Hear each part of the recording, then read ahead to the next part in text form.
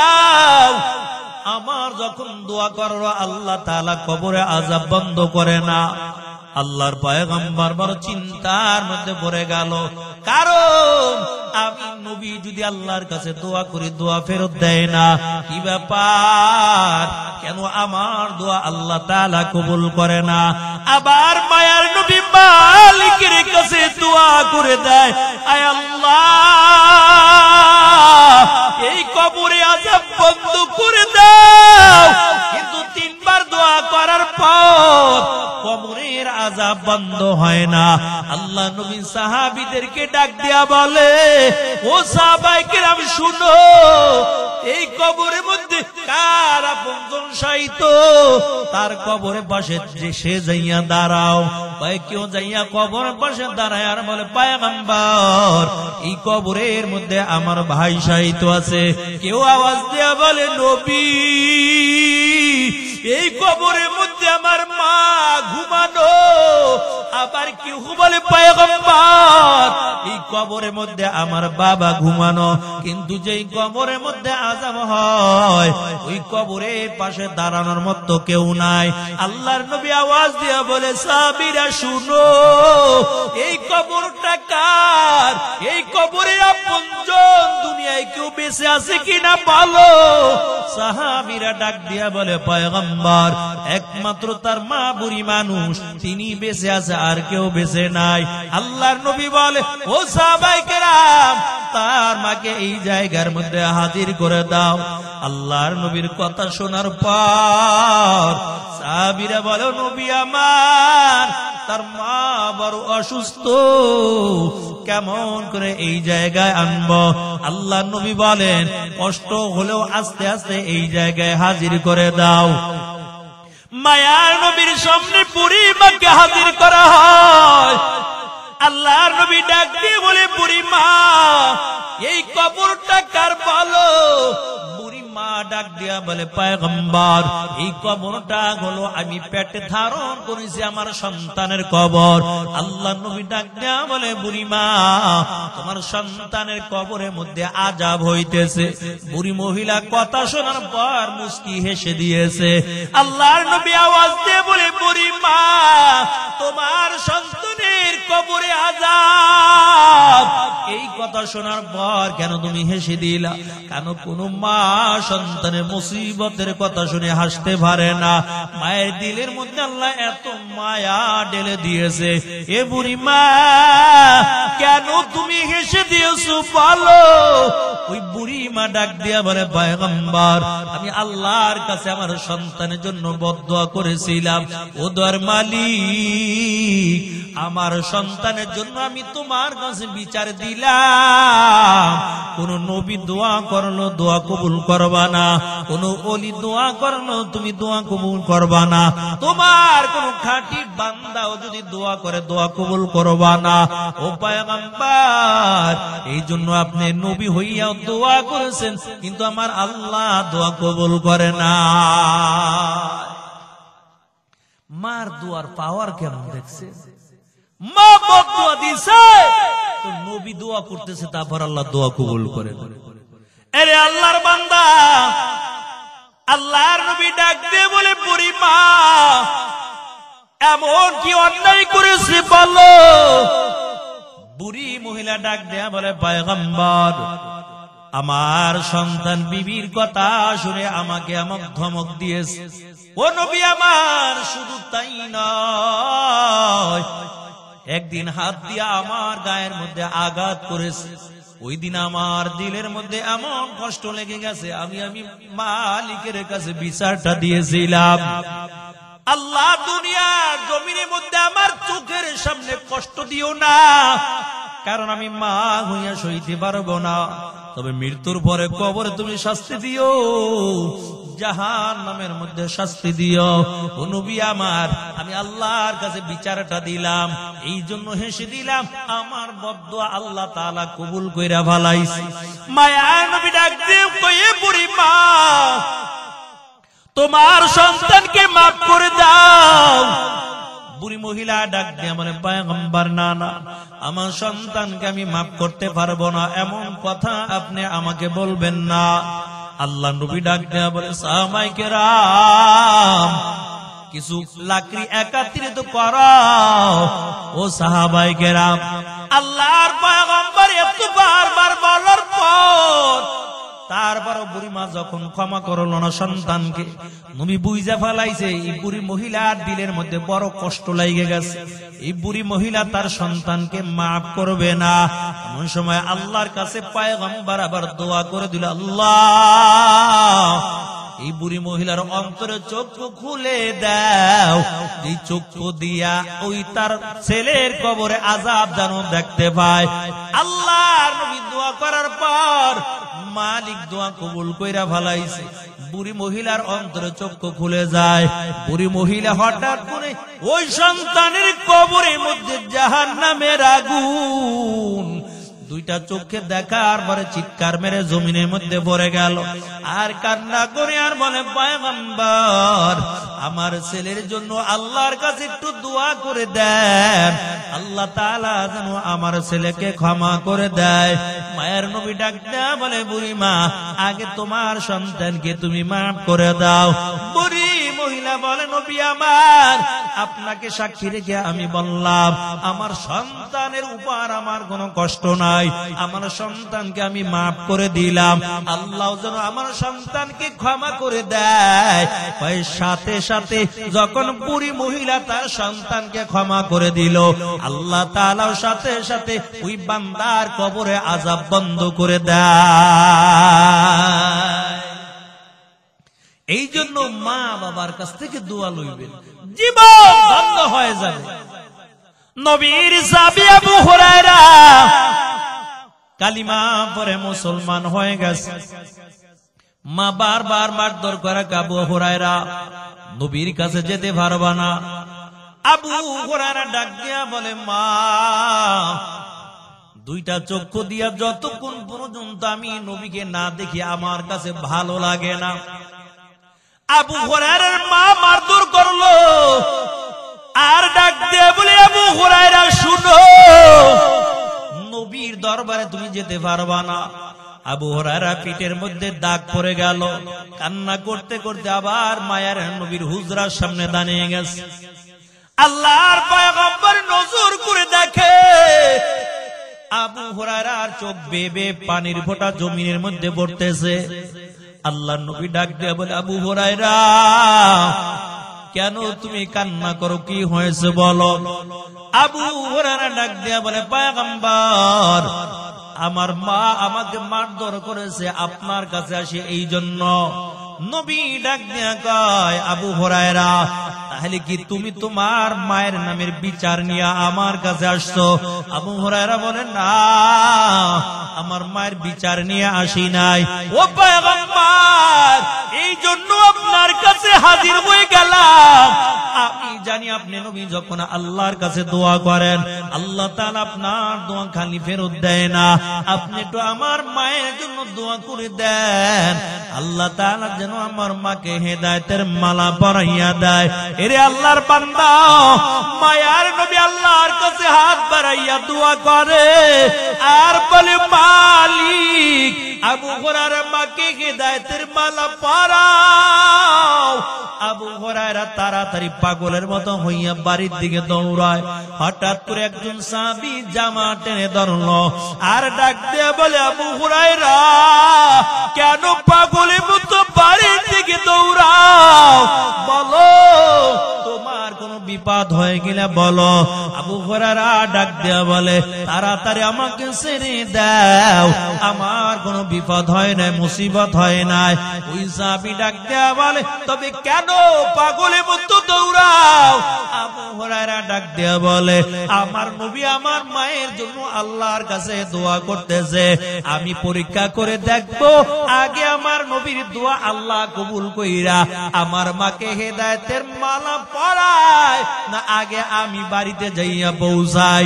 তবে আবু হুরায়রা ঘরের সামনে যাইয়া আবার যখন মাকে মা বলে ডাকতায়, আবু হুরায়রা বলেন আমার মায়ের কণ্ঠের থেকে এত সুন্দর নরম সুন্দর কণ্ঠের আওয়াজ পাইলাম, আমার আর বুঝতে বাকি নাই। আমি বাড়ি আসার আগে আগে আল্লাহ নবীর দোয়া কবুল করিয়া আমার মাকে আল্লাহ তাআলা হেদায়েত দান করে দিয়েছে। এর নবীর উম্মতের দল। এই জন্য দুনিয়ার জমিনে দুইটা গুণ থাকলে জীবনে কোনোদিন রিজিকের অভাব হবে না, আর সম্মানেরও অভাব হবে না। এক নাম্বার গুণের নাম হলো মা বাবার কাছ থেকে দোয়া লইবা, মা বাবার সঙ্গে বেয়াদবি করবা না। কারণ মা বাবার কলিজার মধ্যে যদি আঘাত দাও, আমার মালিক সইতে পারে না। আমার মালিক কিন্তু বান্দার উপর নারাজ হয়ে যায়। এই জন্য আল্লাহর পয়গম্বর বলে রিদার রব্বি ফি রিদাল ওয়ালিদ ওয়া সাখাতার রব্বি ফি সাখাতাল ওয়ালিদ। কয় যেই সন্তানের উপর পিতা মাতা রাজি হয়, ওই সন্তানের উপর আমার আল্লাহ বড় খুশি হয়ে যায়। আজকে কত যুবক বিবির কথা শুইনা মা বাবার কলিজার মধ্যে আঘাত দাও। কত যুবক মা বাবাকে ঠিক মতন খাবার দাও না। কত যুবক মা বাবার খবর নেও না। এরে আল্লাহর বান্দা, তোমার রিজিকে বরকত হবে, জীবন বড় ধন্য হয়ে যাবে। মুসিবতের মধ্যে পড়ে গেছো, মার কাছ থেকে দোয়া লইবা। মায়ের নবী বলেন মা যখন সন্তানের জন্য দোয়া করে দেয়, ওই দোয়ার মধ্যে কোনো পর্দা থাকে না, সাথে সাথে আল্লাহ দোয়া কবুল করে নেয়। মায়ের দোয়া লৌহে মুমিন, মায়ের দোয়া লও, মায়ের দোয়া লৌহে মুমিন, মায়ের দোয়া লও। বিপদে পড়বে না তুমি যখন যেথায় যাও, বিপদে পড়বে না তুমি যখন যেথায় যাও। মায়ের দোয়া লৌহে মুমিন, মায়ের দোয়া লও, মায়ের দোয়া লৌহে মুমিন, মায়ের দোয়া লও। একটি গেলাস পানির পালে বাইজিদের কোলে তুলে হাত তুলে মা করলেন দোয়া, বাইজিদকে ওলি বানাও। মায়ের দোয়া লৌহে মুমিন, মায়ের দোয়া লও, মায়ের দোয়া লৌহে মুমিন, মায়ের দোয়া লও। এর নবীর উম্মতের দল। আল্লাহর পয়গম্বর ডাক দিয়ে বলে উম্মতেরা, কোনদিন মা বাবার সঙ্গে বেয়াদবি করবা না। মা বাবা যদি দুনিয়া থেকে বিদায় হয়েও যায়, তারপর সন্তান তুমি মনে করে না হক বন্ধ হয়ে গেছে। আল্লাহর নবী বলে মা বাবা যদি দুনিয়া থেকে বিদায় হয়ে যায়, তারপরও 7টা হক বাকি থাইকা যায়। এক নাম্বার হক, যতদিন তুমি দুনিয়ার জমিনের মধ্যে বাঁচবা আল্লাহর কাছে দোয়া করবা, রব্বির হামহুমা কামা রব্বায়ানি সগীরা। আরে আল্লাহর বান্দা, বিবির কথা শুনে মা বাবার কলিজার মনে আঘাত দিবা না। আর যদি মা বাবার কলিজার মধ্যে আঘাত দাও, দুনিয়ার জমিনের মধ্যে এই বিবি দিয়া কোনোদিন সুখী হইতে পারবা না। একদিন দেখবা তোমার মা দুনিয়ার জমিনে থাকবে না, কিন্তু তোমার ঘরের মধ্যে বড় অশান্তির আগুন জ্বলতে থাকবে। তোমার সন্তান তোমার কথা শুনবে না। এই জন্য ওয়াদা করে নিব, যাদের মা বাবা জীবিত আছে আর কোনদিন মা বাবার কলিজার মধ্যে আঘাত দিব না। এর নবীর উম্মতের দল। তবে অনেক নারীরাও আছে বলে তোমার মায়ের খবর নিতে পারবা না, মাকে টাকা দিতে পারবা না, মাকে খাবার দিতে পারবা না। বলে জানো, কারণ তুমি তো দুনিয়াদার দেখা বিবাহ করেছো, দিনদার দেখা বিবাহ করতে পারো না। যদি দিনদার নারী আই যদি ঘরের মধ্যে আনতা, ওই নারী এমন কথা বলতে পারতো না, ওই সংসারের মধ্যে আল্লাহর দেওয়া শান্তি ঘরের মধ্যে নাজিল হতে থাকতো। এই জন্য যুবকের দল, বিবাহ করবা তবে 4টা গুণ দেখে বিবাহ করবা। কয়টা গুণ? চারটা গুণ দেখে বিবাহ করবা, 4 গুণ দেখে যদি বিবাহ করতে পারো আর কোনদিন ঘরের মধ্যে অশান্তি আসবে না। ও পর্দার মা গো, তুমিও তোমার মেয়েটাকে বিবাহ দিবা, 4 গুণওয়ালা ছেলে দেখে বিবাহ দিবা, দেখবা তোমার মেয়েটা ঘরের মধ্যে সুখে থাকবে।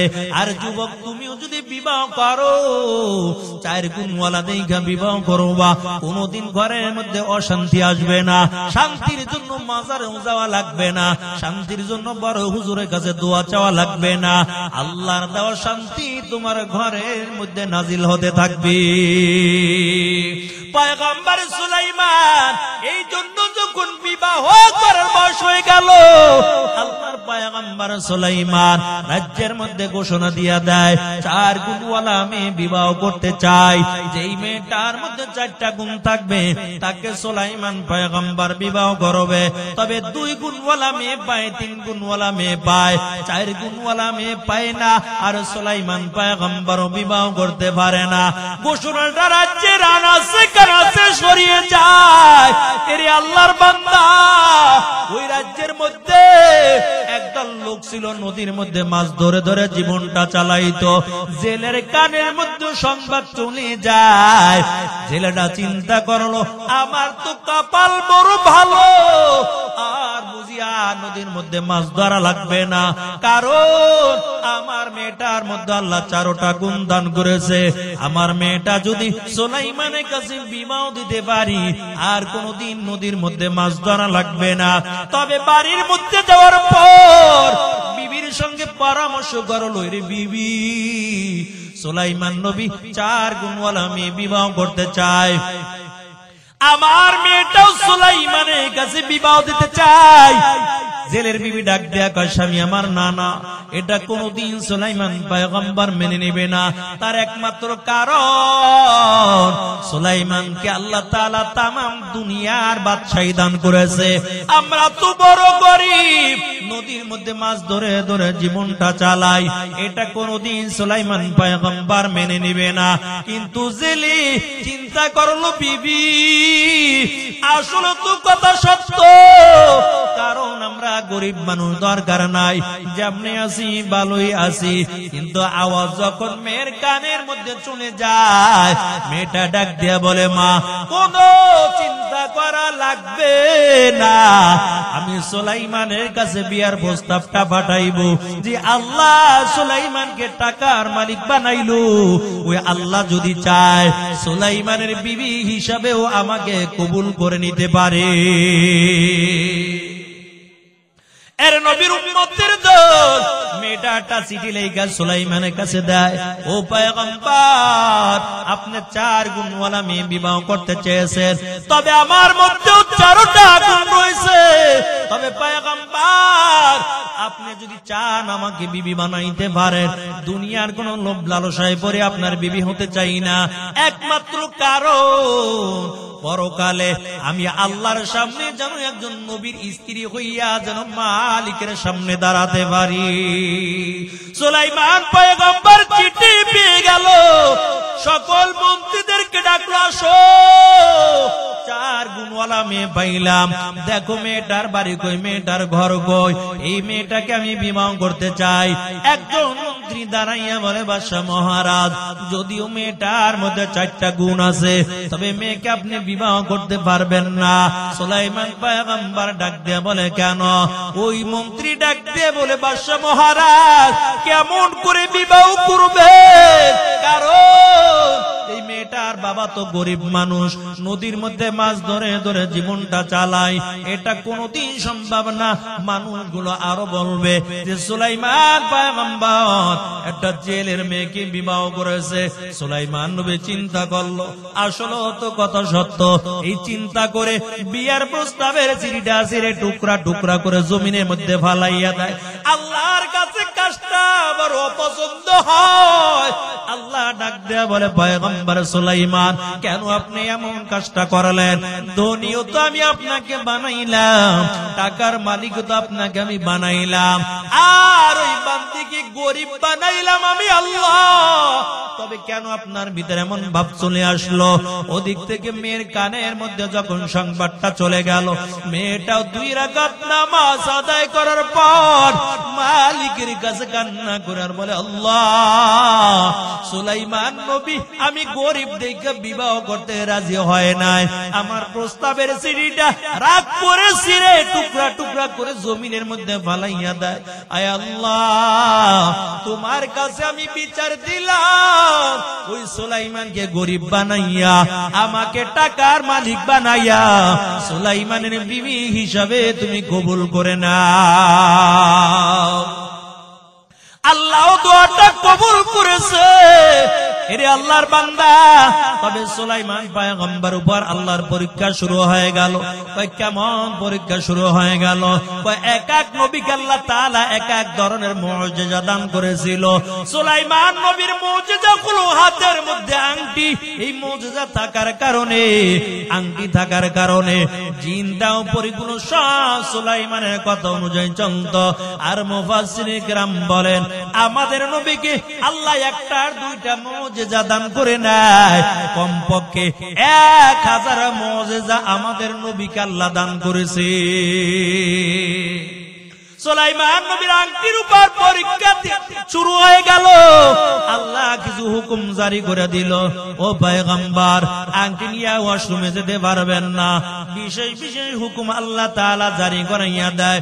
সুলাইমান পয়গম্বর বড় চিন্তার মধ্যে পড়ে গেল, আংটি কার কাছে দিব, কার কাছে দিব বিশ্বাস করে। কিন্তু সুলাইমান পয়গম্বর এখন আর করার কিছুই নাই, বিশ্বাসস্থ একজন খাদেম রাইখা দিল। এই খাদেমের কাছে আংটি দিয়া যাইতো, আবার আইসা বলতো আংটি দাও, আংটি চাইতো তো আংটি দিয়ে দিত। কিন্তু চালাক শয়তান একটা জিন চিন্তা করলো কেমন করে সুলাইমান নবীর আংটিটা চুরি করা যায়।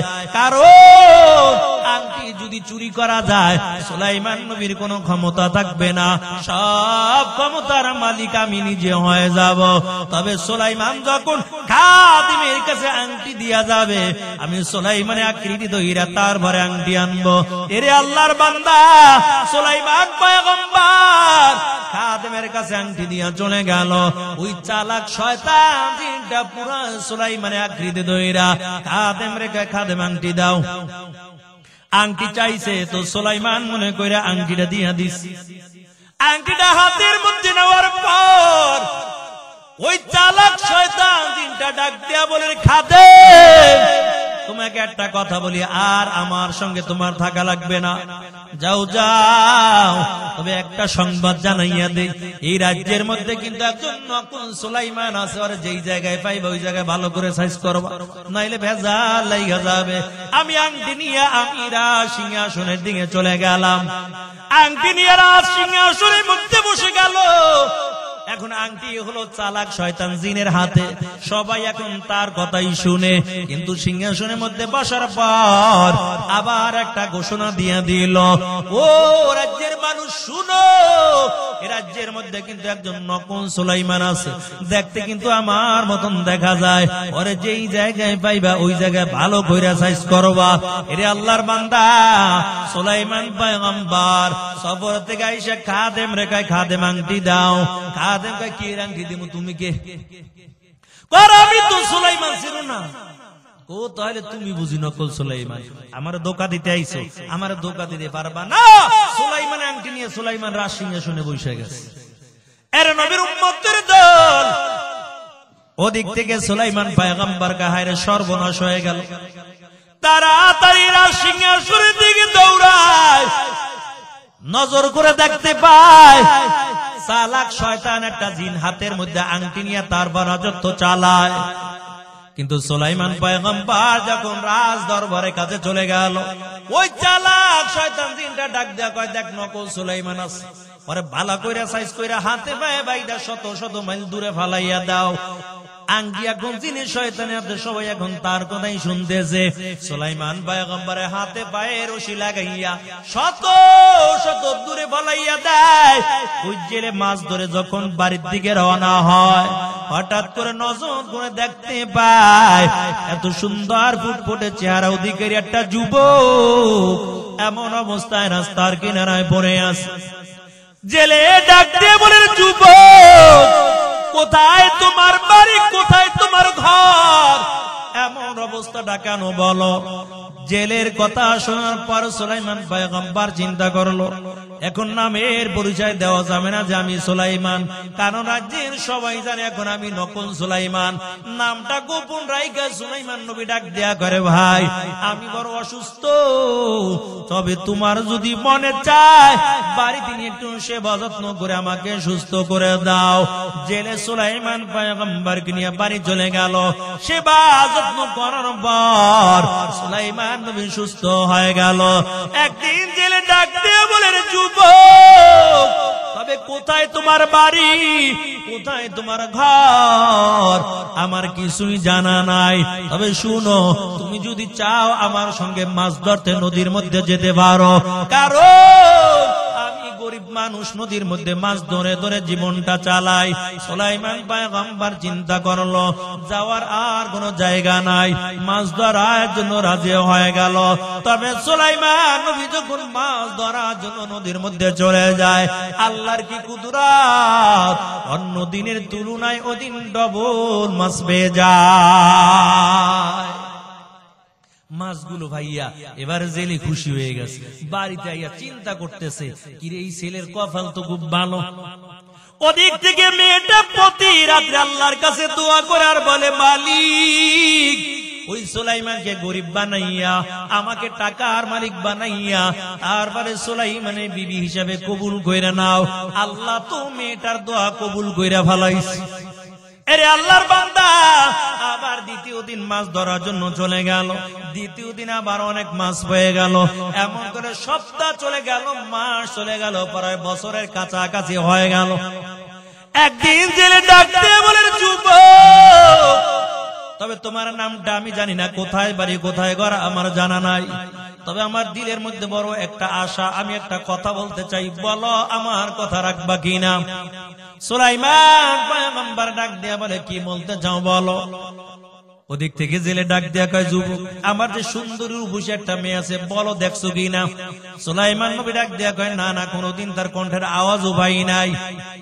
ওদিক থেকে জেলে ডাক দিয়ে বলে, যুবক তবে আমার মেয়েটা বালেগা হওয়ার পর দুনিয়ার কোন মানুষ তার কণ্ঠের আওয়াজও শুনতে পারে না।